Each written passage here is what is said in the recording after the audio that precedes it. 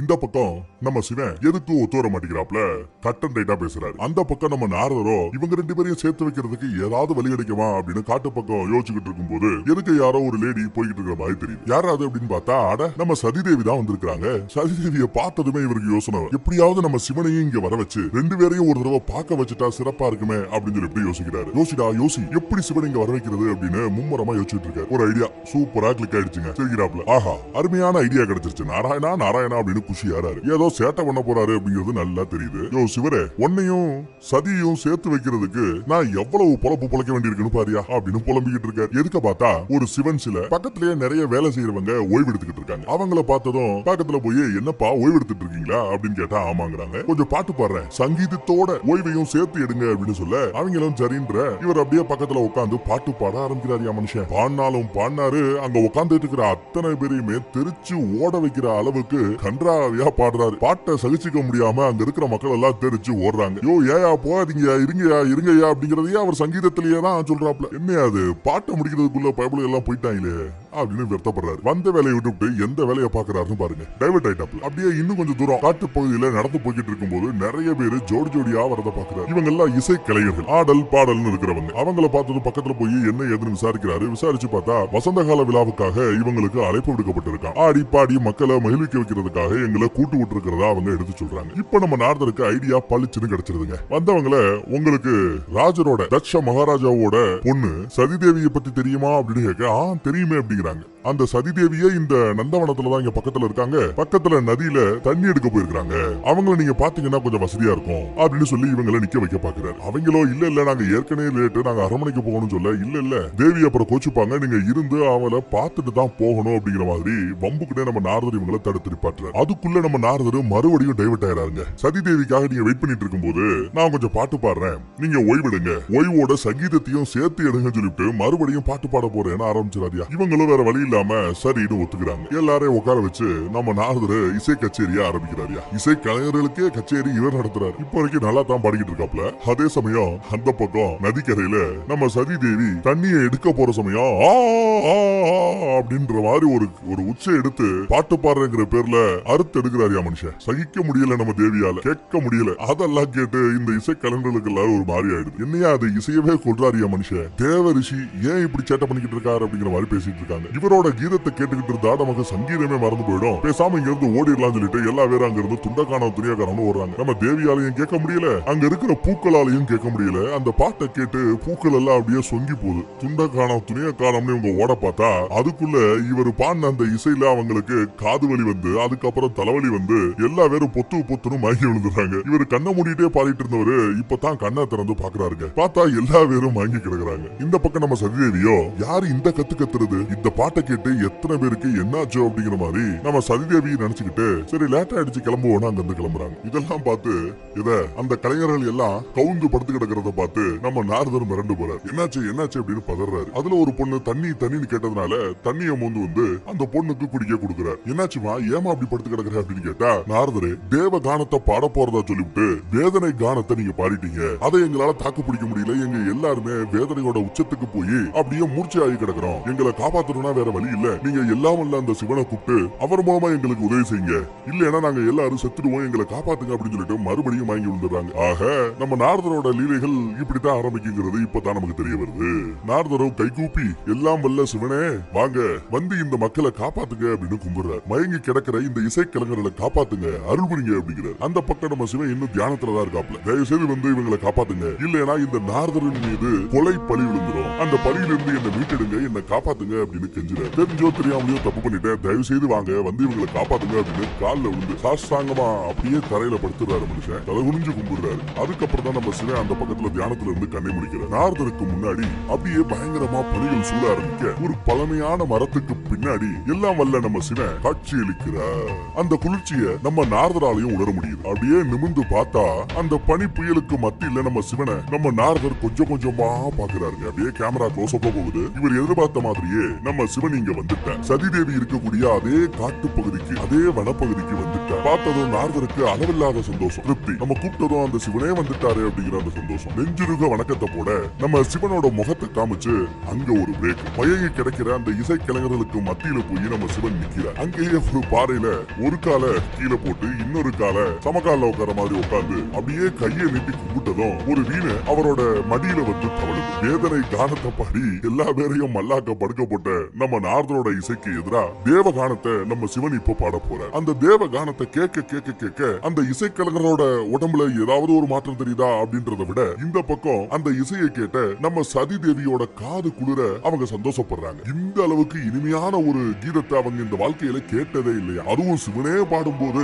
எப்படி இருக்கும், தேனாமிர்தமா இருக்கும் இல்லையா. அந்த இசையில, அந்த இசை மலையில அந்த பக்கம் நம்ம சதிதேவி நடந்துகிட்டு இருக்காங்க. யாரு பாடுறாங்கன்றது அவங்களுக்கு தெரியாது, யாரு இசைக்கிறாங்க அப்படிங்கிறது அவங்களுக்கு தெரியாது. ஆனா அந்த இசை மேல அவங்களுக்கு அளவில்லாத ஒரு பாசம். அதே மாதிரி சொங்கி போன பூக்களும் இதழ்களும் இப்ப தானா மலருது. மயங்கி கிடந்த அந்த இசைக்கலைஞர்கள் எல்லாம் அந்த வேத கீதத்தை, அந்த தேவ கானத்தை கேட்டு மூர்ச்சியாகி கிடந்தவங்க எல்லாம் இப்ப எந்திரிச்சு நிக்கிறாங்க. அந்த இசை மலையில அவங்களும் நடைய ஆரம்பிக்கிறாங்க. அப்படியே நடனமாடவே ஆரம்பிச்சிடறாங்க. இந்த பக்கம் அந்த இசைக்கலைஞர்கள் நடனமாடுவதை பார்க்கறத விட அந்த பக்கத்துல நம்ம சதிதேவியோட முகத்துல வரக்கூடிய அந்த சந்தோஷம், அந்த எக்ஸ்பிரஷனை பார்க்கறதுக்கு தான் மனசு அப்படியே தவிக்குது. அப்படியே அவங்களையும் அறியாம அந்த கானம் வந்த திசையை நோக்கி, அந்த இசை வந்த திசையை நோக்கி அப்படியே காலடி எடுத்து வச்சு இவங்க நடக்க ஆரம்பிச்சிடறாங்க. நடை அப்புறம் ஓட்டமா மாறுது, ஓட ஆரம்பிக்கிறாங்க. ஓட்டம் இப்போ வேக ஓட்டமாகுது, வேக ஓட்டம் எடுக்கிறாங்க. அந்த இசையில முழுக்க முழுக்க தன்னை மறந்தவங்க கையில வச்சிருந்த அந்த தண்ணீர் பானை இருக்கு இல்லையா, அதை கூட கீழே போடுறத கவனிக்காம போட்டுட்டு தலதறிக்க ஓடி வராங்க, அந்த இசையை நோக்கி ஓடி வராங்க. இந்த பக்கம் நம்ம சிவன்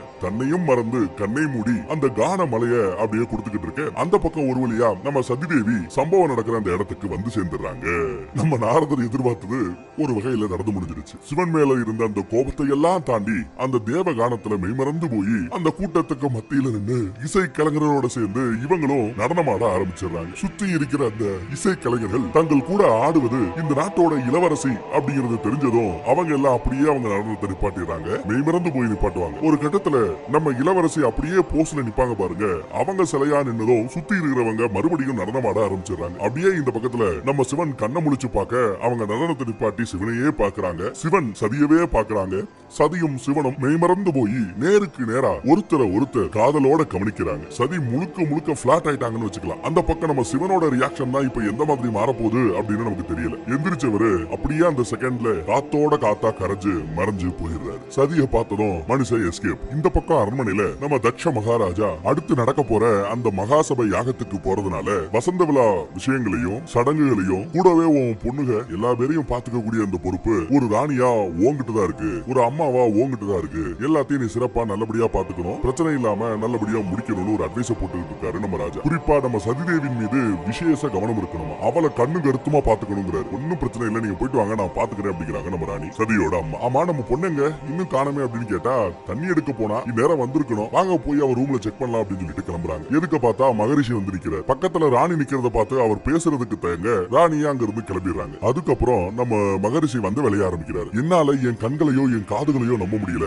நீங்களா இப்படி நீங்க தினம் தினம் வெறுத்து ஒதுக்கக்கூடிய அந்த சிவனையே நீங்க மகாசபை கூட்டத்துக்கு கூப்பிட்டுருக்கீங்க, அந்த மகாசபை யாகத்துக்கு கூப்பிட்டுருக்கீங்க, இதை என்னால நம்ப முடியவில்லையே அப்படின்னு கேட்கிறார். என்னால ஏத்துக்கவும் முடியல, என்ன மன்னிச்சுக்கங்கிறார். அவர் வர்ற இடத்துக்கெல்லாம் என்னால வர முடியாது, பேசாம நான் அந்த கூட்டத்துக்கு வரலையே, எனக்கு மட்டும் லீவ் கொடுத்துருங்களேன் அப்படிங்கிற மாதிரி பேசுறாரு. இவருக்கு சிவனை கண்டா ஆகாது போல. இந்த மகரிஷியோட பேர் என்ன தெரியுமா? பிரகுவா. பிரகு மகரிஷியே, உங்களோட கோரிக்கையை என்னால ஏற்க முடியாது. சப்த ரிஷிகள்ல முக்கியமான ரிஷியான நீங்க இல்லாம எப்படி? கண்டிப்பா நீங்க வரணும், உங்க கோரிக்கையை ஏற்க முடியாது, ரிஜெக்டட், லீவ் இல்ல அப்படின்ட்டாரு. நீங்க அந்த மகாசபை யாகத்துல கண்டிப்பா பங்கெடுக்கணுங்கிற, ஆனா உண்மையான காரணம் என்னங்கிறது உங்களுக்கு கொஞ்சம் லேட்டா தான் தெரியும், புரிய வருங்கிற. வாங்க போலாம் அப்படின்னு சொல்லிட்டு அந்த மகரிஷியையும் கூப்பிட்டுக்கிட்டு, அவர் பேர் என்ன, பிரகு மகரிஷி, அவரையும் கூட்டிட்டு அங்க இருந்து வெளியில வராங்க. இந்த பக்கம் தன்னை உற்சாக மலையில நனைய வச்ச நம்ம சிவன் டப்புனு காத்துல கரைஞ்சு மறைஞ்சு போயிட்டாப்லையே அப்படின்னு சதிதேவி பாத்துக்கிட்டு இருக்காங்க. நாரதர் வந்து கேக்குறாரு, சிவனும் இசைக்கலைஞர்களும் குதூகலமா இருக்கக்கூடிய இந்த இடத்துல தட்ச மகாராஜாவோட பொண்ணான சதிதேவிக்கு இங்க என்ன வேலை அப்படின்னு கேக்குறாங்க. அவங்க எந்த பதிலும் சொல்ல முடியாம மௌனமா இருக்காங்க. கவனிச்சீங்களா, சுத்தி இருக்கிற இந்த இசைக்கலைஞர்கள் எல்லாம்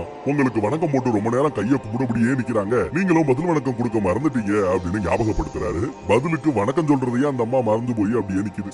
சதிதேவி யாரு, என்னாச்சு, நான் சொன்னது நீங்க கேட்கலையா, நல்லா பாருங்க கலைஞர்கள் எல்லாம் உங்களை வணங்கினபடியே நிக்கிறாங்க அப்படின்னு சொல்ல, அதுக்கு அப்புறம் தான் இவங்க சுயநலவுக்கு திரும்பி எல்லாருக்கும் ஒரு வணக்கத்தை போடுறாங்க. என்ன சிந்தனை அப்படின்னு அவரே தெரியாத மாதிரி விசாரிக்கிறார். ஆமா இந்த காட்டு காட்டுக்குள்ள உங்களுக்கு என்ன வேலை அப்படின்னு கேக்குறாரு. எனக்கு புரிஞ்சு போச்சு, சிவனோட அந்த கானத்துல வசீகரிக்கப்பட்டு விட்டீர்களோ, அவரோட இசை மலையில நனைஞ்சு வந்திருக்கீங்க. உங்ககிட்ட 1-2 வார்த்தை பேசி இருந்திருக்கலாம், ஆனா சிவனை பத்தி தான் உங்களுக்கு தெரியுமே. திடீர்னு காட்சி தருவாரு, ஏதாவது பேசுறதுக்குள்ள டாடா பை பை சொல்றதுக்குள்ள டப்புன்னு போயிடுவாப்ல. அவரோட சுபாகமே அதுதான். உங்களை பார்த்ததுக்கும் கண்டிப்பா நம்ம சிவன் சந்தோஷப்பட்டு இருப்பார் அப்படின்னு சிவனை பத்தியே பேச ஆரம்பிக்க, நான் இங்க வந்தது சிவனை பார்ப்பதற்காக அல்ல அப்படிங்கிறாங்க நம்ம சதிதேவி. ஓ, சிவனை பார்க்க நீங்க வரலையா? அப்ப எதுக்காக இங்க வந்திருக்கீங்க? ஒருவேளை இந்த இசைக்கலைஞர்களை கூப்பிட்டு போறதுக்காக வந்திருப்பீங்களோ அப்படின்னு கேட்க, ஆமா ஆமா இவங்களை கூப்பிடத்தான் வந்தேன் அப்படின்னு சொல்லி சமாளிக்கிறாங்க. அப்படியே அந்த கலைஞர்களை கூட்டிக்கிட்டு அரண்மனையை நோக்கி நம்ம சதிதேவி புறப்பட்டு போறாங்க. அதுக்குள்ள அந்த பக்கத்துல நம்ம சதிதேவி தண்ணி எடுக்க போனாங்களே இன்னும் வரலையே அப்படின்னு அரண்மனையில கூட பிறந்தவங்க எல்லாம் வருத்தப்பட்டுக்கிட்டு இருக்க, பார்த்தா சதிதேவி இசைக்கலைஞர்களை கூட்டிக்கிட்டு அங்க வந்துகிட்டு இருக்காங்க. அதை பார்த்தா அவங்களுக்கு சந்தோஷம். அவங்களும் இவர்களை வரவேற்கிறாங்க. வசந்த விழாவில பங்கெடுப்பதற்காக தங்களுக்கு அழைப்பு விடுத்ததுக்கே நன்றி சொல்றாங்க. அது மட்டும் இல்லாம தேவி சதிக்கு தான் நாங்க நன்றி சொல்லணும். எங்களை கூட்டு வர்றதுக்காக வரவேற்கிறதுக்காக வனப்பகுதிக்கே சதிதேவி வந்துட்டாங்க அப்படின்னா அவங்களுக்கு இசை மேல எவ்வளவு ஞானம் இருக்கணும்னு பாத்துக்கங்களேன் அப்படின்னு பேசுறாங்க. அப்படியா, வனத்துக்கு வந்தால? ஆமா, நீ தண்ணி எடுக்கிறதுக்கு நதிக்கரை பக்கம் தானே போன, அப்புறம் எப்படி காட்டு பகுதிக்கு மறுபடியும் டைவர்ட் ஆகி போன அப்படின்னு விசாரிக்கிறாங்க. ஆமா, கையில குடத்தோட போன, குடத்தையும் காணோம் தண்ணியும் காணோம் அப்படின்னு மறுபடியும் விசாரிக்கிறாங்க. இப்பதான் இவங்களுக்கு ஆகா குடத்தை கொண்டு போனோமே, குடத்தை எங்கேயோ போட்டோமே அப்படிங்கிறது ஞாபகம் வருது. முடிக்கிறாங்க. என்னதான் ஆச்சு சொல்லுமா அப்படின்னு நோண்டி நோண்டி துருவி கேட்க ஆரம்பிக்கிறாங்க. கிடைக்காது, உங்களுக்கு பதில் கிடைக்காது. ஏன்னா எல்லாம் அல்ல அந்த ஈசனோட இசை மலையில எங்களோட சேர்ந்து அவங்களும் நனைஞ்சிருக்காங்க. அதனாலதான் என்ன பேசுறதுன்னு தெரியாம முடிக்கிறாங்க அப்படிங்கிற மாதிரி. அவங்களுக்கு இந்த கூட்டு பஞ்சாயத்து எல்லாம் தெரியாது, இந்த குடும்பத்துக்கும் சிவனுக்கும் ஆகாது அப்படிங்கறதெல்லாம் தெரியாது. சிவனோட பேச்ச கேட்டதும் இந்த பொண்ணுங்க 2 பேரும் அப்படியே ஷாக் ஆயிடுறாங்க. அக்கா மாருங்க 2 பேரும் என்னடி நடக்குது அப்படின்னு விசாரிக்கிறாங்க. அவங்களால பதில் சொல்ல முடியல. அதையும் இந்த கலைஞர்களே சொல்றாங்க. நாங்க வர்ற வழியில் இந்த மாதிரி நாரதர் ஒரு நாராசமான இசையை இசைக்க நாங்க எல்லாம் மூர்ச்சையாகி கிடந்தோம். அப்புறம் எங்களை காப்பாத்துறதுக்காக நாரதரே சிவனை கூப்பிட்டு தேவ கானத்தை இசைக்க சொல்ல அவரும் இசைக்க அந்த இசை மலையில நாங்க அப்படியே நனைஞ்சு உயிர் தெளிந்தோம். எங்களை காப்பாத்துறது எல்லாம் அல்ல அந்த சிவன் தான் அப்படின்னு சொல்லிட்டு சிவனோட நாமத்தையே சொல்லி போற்றி புகழ்ந்துகிட்டு இருக்காங்க. சரி இருக்கட்டும், வாங்க உங்களுக்கு ஒதுக்கப்பட்ட இடத்துல நீங்க ரெஸ்ட் எடுக்க சொல்லிட்டு கலைஞர்களை உள்ள கூட்டு போயாச்சு. அதுக்கப்புறம் சதியோட கைய புடிச்சு வாடி உள்ள அப்படின்னு விறுவிறுன்னு இழுத்துட்டு போறாங்க. தரன்னு அரண்மனைக்குள்ள இழுத்துட்டு போறாங்க. ரூமுக்கு கூட்டு வந்து, ஏண்டி உனக்கு அறிவு இருக்கா இல்லையா?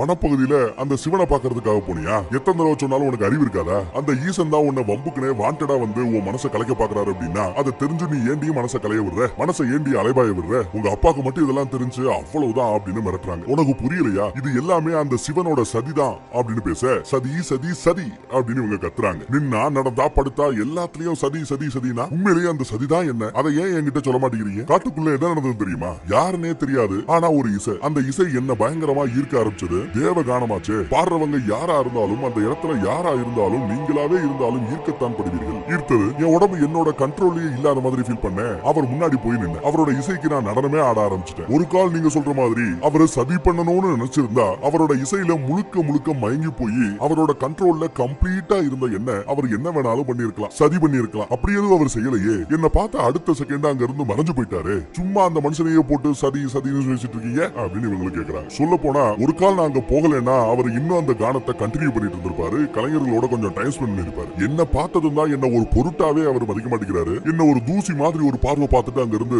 மறைஞ்சு போயிட்டாரு. என்ன ஏன் அவர் மதிக்கல? என்ன ஏன் அவர் கண்டுக்கல?